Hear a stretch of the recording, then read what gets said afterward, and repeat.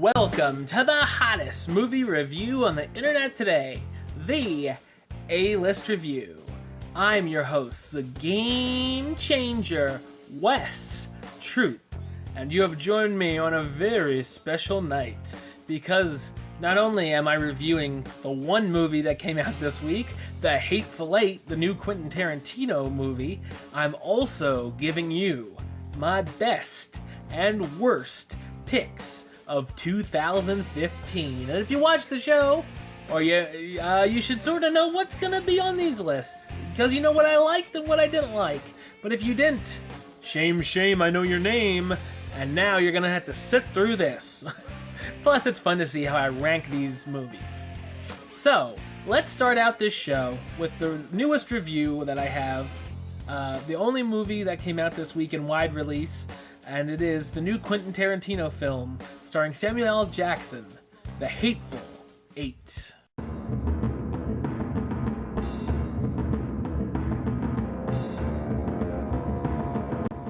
A bounty hunter known as the Hangman is taking in his latest prisoner, the female leader of a gang worth $10,000 to the town of Red Rock to be hanged.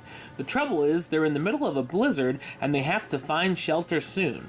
Along the way, they pick up a couple of passengers, a former Union soldier who's now also a bounty hunter, and the soon-to-be sheriff of Red Rock.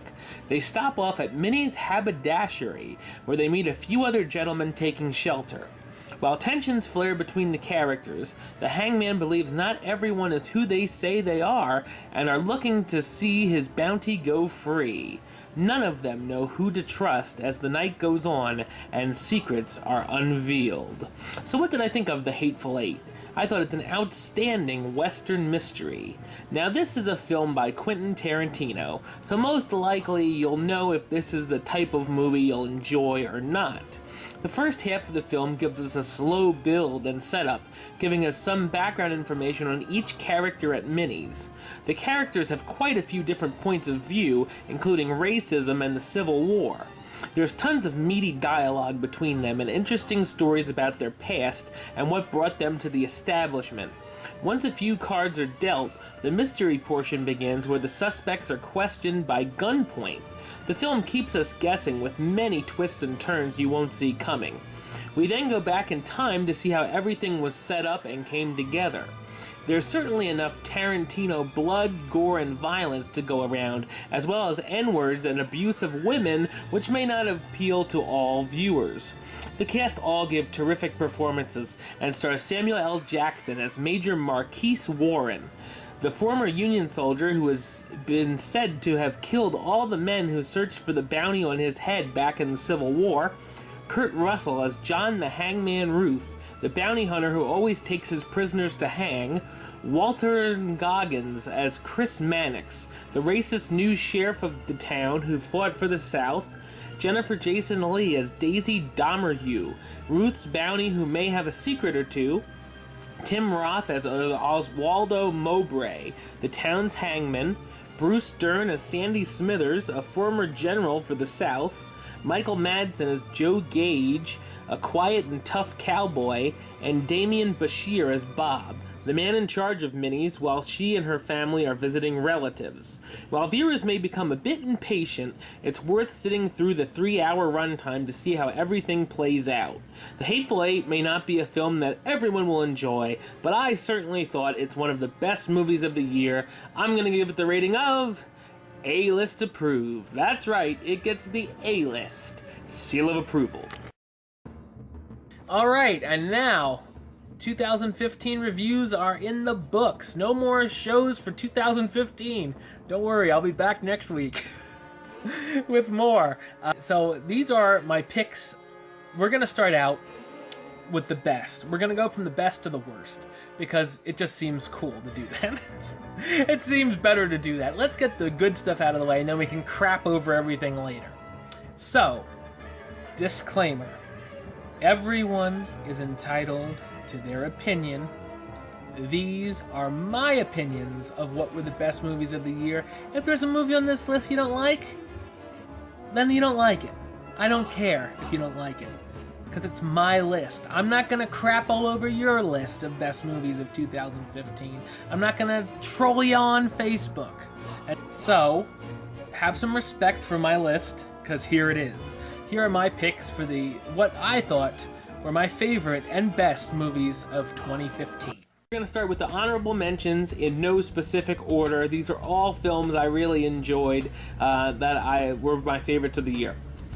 First up, Bridge of Spies, Jurassic World, Ant-Man, Krampus, Spectre, for you snobs out there, Spotlight, The Peanuts Movie, Cinderella, and Paper Towns. Yes, you might be surprised to see some of those on there. You might be surprised they're not on my top 10 list. There were 10 movies that I enjoyed more than those. So, let's kick off our list. Number 10, Mission Impossible Rogue Nation. It's truly hard to believe the 5th part of the series can be as good as this is, and the franchise is still kicking that ass. The action scenes are extremely exciting, from the opening with the stunt you've probably seen in the trailer with Tom Cruise hanging off the plane. There's an awesome fight scene at the Vienna Opera, a slick underwater sequence, not to mention a cool car and motorcycle chase through the streets of Morocco. Between the action, things are still lively, and the deceptions and plots the characters scheme are interesting. Thrilling and fun, Mission Impossible Rogue Nation is a blast and was definitely worth seeing on the big screen. Number 9, Room.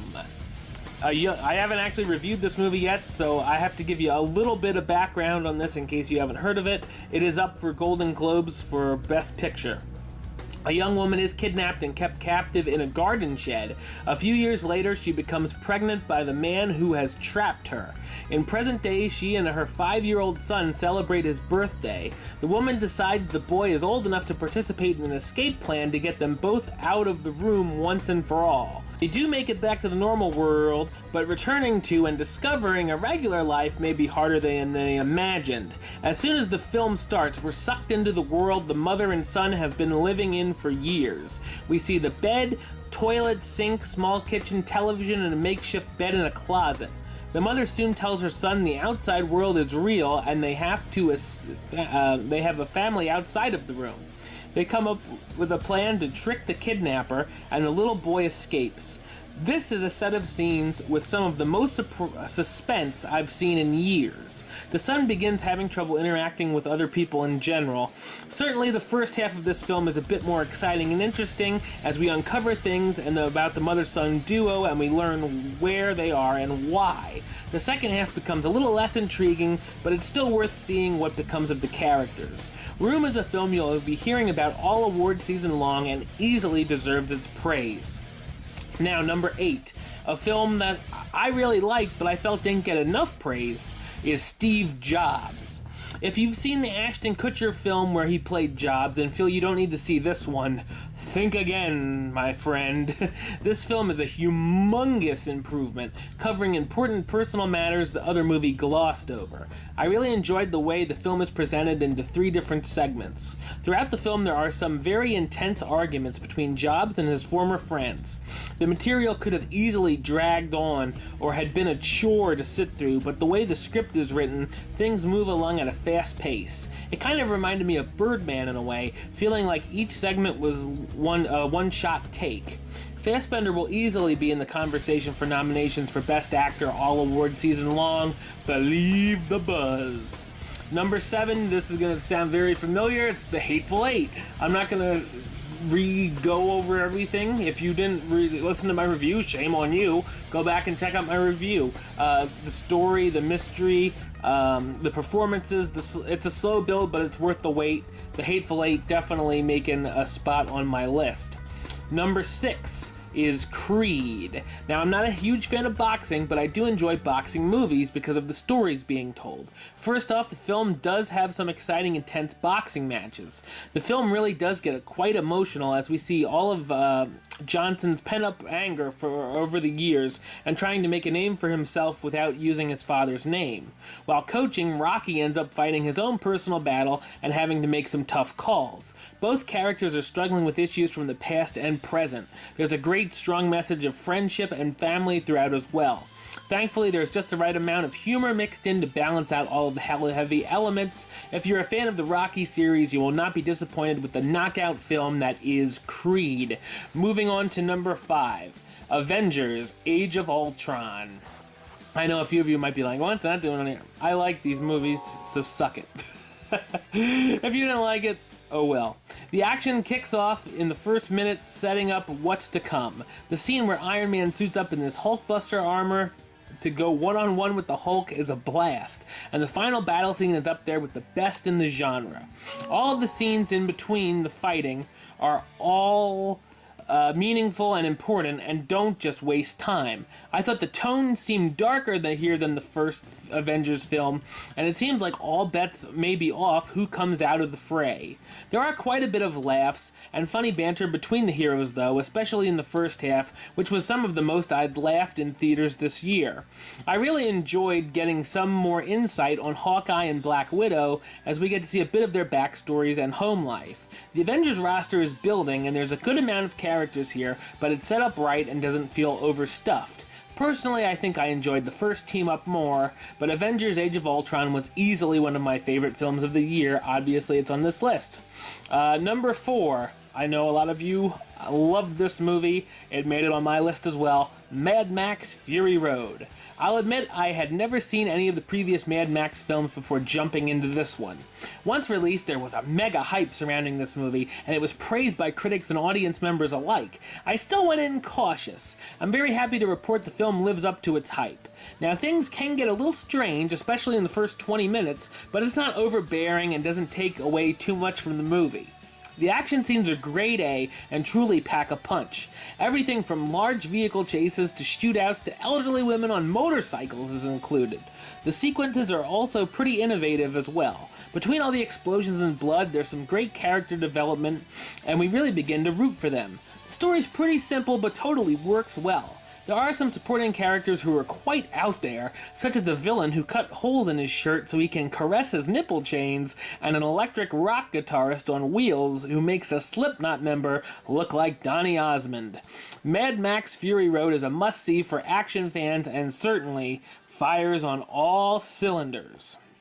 Alright, and that also is up for a Golden Globe. I would love if that gets an Oscar nomination, because I don't know if, well, some of these might, these next few.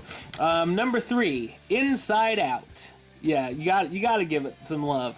The animation is simply stunning and is easily the best I've seen this year. The whole idea of the film being based off the emotions inside your head could be considered to be a bit risky, but it works in spades here. There's also some emotional scenes between Riley and her parents dealing with growing up. Funny, heartwarming, and serving up an original premise, Inside Out is easily a joyous experience for me. Keyword being on joyous. And here we go. The top 2. And I'm sure you're wondering where a certain movie is, and you probably guessed by now what spot it's going to come in. Because you should know me if you watch this show. Number 2, The Martian. Yeah, it's number 1, the movie you're thinking. Which I'm sure I'll get some hate for, but I don't care. This is number 2, The Martian. This is a film that really packs in anything you could ask for in this type of movie. The visuals on Mars look beautiful and really light up the screen. Of course, there are some dramatic scenes dealing with what the outcome for Watney could be, but it also ended up being a lot funnier than I expected, including laugh-out-loud moments. The ending is very tense as well and had me on the edge of my seat. There's obviously a lot of scenes concentrating on Mark and trying to survive on the planet. He talks into a computer log which acts as a tool to explaining to the audience what he's doing. It's a relief that you don't have to be a genius to follow what's going on or understand the scientific terms. We also see a lot of what's going on back on Earth as they decide what should be done to help Watney, and also aboard the spacecraft the rest of the team is traveling on. The cast is spectacular as well, making it one of the best films of the year. And finally, number 1. So, was there anything else that would be on my list as number one? Star Wars: The Force Awakens. Yeah, I know. If you don't like it, you know what? Suck it. The original trilogy of films are my favorite movies of all time, and like most, I was disappointed with a lot from the prequel series. I'm so pleased to say this film gets things back on track. There are a number of fabulous action sequences, including spaceship chases, blaster shootouts, and of course a lightsaber battle or two. The film is never boring and is always entertaining. There's also a lot more humor than I expected, causing me to laugh more than most comedies this year. Some you'll see on my worst list. In fact, if you're a true fan, you'll most likely go through the ringer of emotions wise, being thrilled one second and then almost thrown into tears the next. The script may have some familiar elements and lots of throwbacks to the original series, which is never a bad thing, but still keeps things fresh enough to work. It was great seeing the new characters interacting with the old guard, and it really makes a perfect blend.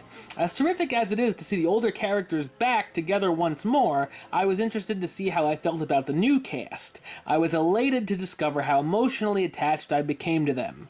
Especially Rey, who is now my favorite female heroine of all time. Shout out to Daisy Ridley. Star Wars: The Force Awakens may invoke feelings of glee to downright hatred between fans, but I felt it's a big step in the right direction for the series. It is my favorite movie of the year. So, 10 through 1 in the books, ladies and gentlemen. My best, what I thought were the best movies of this year. My favorites of the year. Now let's look at what was the suckfest of 2015. These are movies, don't take these movies for free, okay? Let's take a look at the list. Alright, let's start off with the dishonorable mentions. Now, of course, if you like these movies, good for you. Here's a cookie. I did not like these movies, and I can have my opinion just like I can have my opinion what my favorites are. So, bleh. So here, the dishonorable mentions are The Ridiculous Six, By the Sea, yeah, you're welcome for putting me on the worst list, Angelina, Point Break, Victor Frankenstein, Sisters, The Vatican Tapes, The Last Witch Hunter, and finally, Paranormal Activity, The Ghost Dimension. All of these movies were horrible to sit through, but yes, there were movies that were even worse, if that's hard for you to believe. Number 10. Oh boy, this one. Oh, this was fun, because I had the theater to myself. Sinister 2. This film is more stupid than it is scary. The Ghost Kids get a lot of screen time and make this feel more like a Children of the Corn ripoff than a sequel to the original Sinister. Bagul himself is probably in the film for a whopping whole minute, and mostly just exists for the audience to see him. Sinister 2 takes anything good about the first film and turns it to a heaping pile of donkey crap. There is really no reason this movie should exist. Same thing goes for number 9. There's no reason for this movie to exist, and that is Poltergeist. I like the original movie, and this version feels more like a parody of the franchise rather than a rehash. Anything creative found here was taken from the first film, such as the supposedly terrifying clown doll, a tree crashing bedtime, the spirits talking through the TV, and of course the infamous "They're here" line. All of these are childishly imitated in the new version. Anything that was supposed to frighten the crowd made me laugh unintentionally. If you're looking for a scare, stay far away from this version of Poltergeist and pop in the original version instead. Now, to a film that was supposed to be a quote-unquote thriller, The Boy Next Door. I am not a Jennifer Lopez fan in any aspect. I don't like her acting, I don't like her singing, I don't like her dancing, and I don't like her big ass. So I knew I would hate this movie. This is like a Lifetime movie with a bigger star that was too racy for television.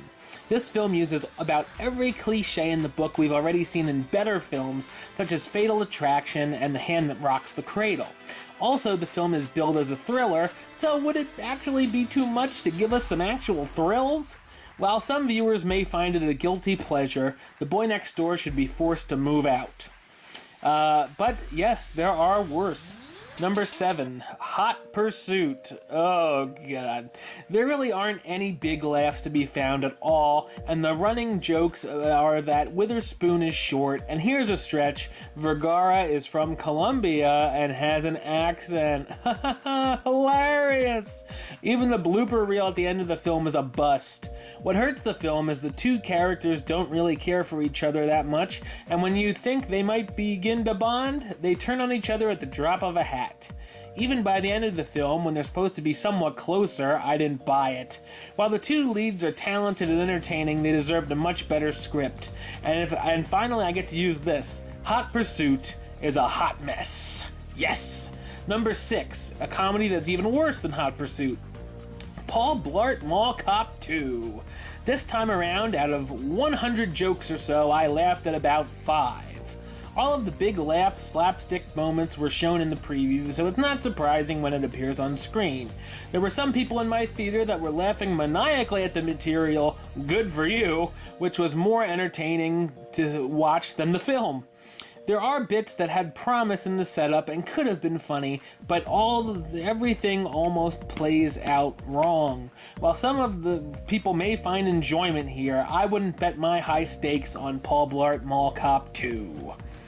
But we're halfway through. Now we're really getting to the crap of the crap. Number 5, Seventh Son. I forgot this movie even existed until I was reading my worst list. Almost everything showcased here is old hat. The visual effects are all pretty basic, and all of the jokes are cheesier than cheddar. The story is very predictable, throwing us a boring love subplot and a typical final battle scene. For the record, I do like Jeff Bridges, but he plays the same character he's played in the last 5 films here. The drunk elder who mutters almost all of his lines, some leaving us scratching our heads what the hell he even said. Hitting all the points on the fantasy film checklist and being more dull than entertaining, Seventh Son definitely found its way onto my worst of the year checklist as well. Number 4, another bad comedy, Unfinished Business. Yeah, this business is not unfinished because you made it onto the worst list, sucker. You can tell this film wants to be funny, but almost all of the jokes flop. You know you're in trouble when one of the big laughs is when a character introduces himself as Mike Pancake. We're fed lots of the same elements from road trip and buddy movies, such as getting wasted and partying, wild sex and nudity from both females and males, and of course a gay bondage festival. And if you love shameless product placement, you'll love the business meetings at Dunkin' Donuts and Pepsi bottles from vending machines everywhere. While it had some promise by the previews, Unfinished Business is a letdown and a missed opportunity. But here's 3 more missed opportunities. The Lazarus Effect, number 3. It has all the normal cheap scares to try to get you to jump, but it doesn't succeed often. We're given every cliche from the horror movie checklist, including lights going out, a doofus security guard, and even some awful opera music on a record player. Some of the scenes are supposed to shock or scare us, made me laugh, and I wasn't the only one laughing in the theater. I like the idea of the movie, and it could have been good, but everything just goes wrong. The setup takes forever and keeps us wanting something to happen, and it just doesn't really get there. Also, we're unsure of what's really going on with the main character. We're told she can use more than 10% of her brain, but she's also possessed and can somehow bring people into her dreams. Yeah. And we're given a ridiculous finale that had me face-palming hard. The Lazarus Effect is a film that was dead on arrival. But the top 2 worst movies of the year are both comedies, and I saw them in the first couple months of the year. Number 2 is a 2, Hot Tub Time Machine 2. I enjoyed the first Hot Tub Time Machine and was actually looking forward to the sequel, but almost everything here fails. The jokes are obviously raunchy and repetitive, and all but a few fall flat, getting only a chuckle or 2 out of me. While a lot could have been done with the characters going into the future, they decided they'd rather just party at a strip club. Classic. Also, the audience can kind of guess who the killer is before the big reveal. We also get some sappy husband, wife, and father-son moments that sort of come out of left field. While fans might have been looking forward to Hot Tub Time Machine 2, there aren't enough laughs here to even fill up the kiddie pool. And finally, the moment you've been waiting for, what I think is the worst movie of 2015. I saw this movie in the third week of the year, back in the month of January, and I called it being the worst of the year because there's not much that could be worse. Mordecai. This is one of those films where I'm thinking, don't the actors, writers, producers, and directors realize how bad this is as they're filming it? We get the usual action scenes we're accustomed to, featuring a brawl in a casino, shootouts, and car chases, which are all forgettable. The laughs flop at every turn, and I believe I only chuckled once, if that. The story sees Mordecai going into bankruptcy, investigating a murder of a stolen painting, traveling to Russia, almost getting his crown jewels electrocuted, getting into the middle of gunfire, facing off against a Borat look-alike villain, and finally having to travel to America. There's also a predictable and eye-rolling art auction finale. While Depp had played some great oddball characters in the past, this should be considered an embarrassment on even his resume. Mordecai fails on almost every level, and it was uphill this year from here. Yes, this had to be the worst of the year that I've seen. It was so bad. If I had seen it in the theater, I probably would have walked out. Alright, and that is the show for the year. The A-list is done for 2015. And next week I'll be back for the beginning of 2016. How about that? How time flies. And I will have my review of a film that didn't make my best of the year list. I know. People were probably saying, where's that? Well, you're going to find out what I thought about it next week, because come back and see my review of The Revenant, as well as The Forest. Yeah. So, until next time, don't forget to subscribe right here on YouTube. youtube.com/westside515. You can like the Facebook page, facebook.com/WestTroopAlist. Follow me on the Twitter and the Instagram at WestAlist. And of course, the 2015 Movie Review Yearbook is on its way. I'm going to have it published very soon. So if you're interested, contact me. It's going to be $10 plus shipping, as well as going to have over 160 reviews in it. Probably maybe even closer to 175. The A-List Archives, which is every letter grade to every movie I've ever reviewed. It's going to be awesome. Until next time, Troop out.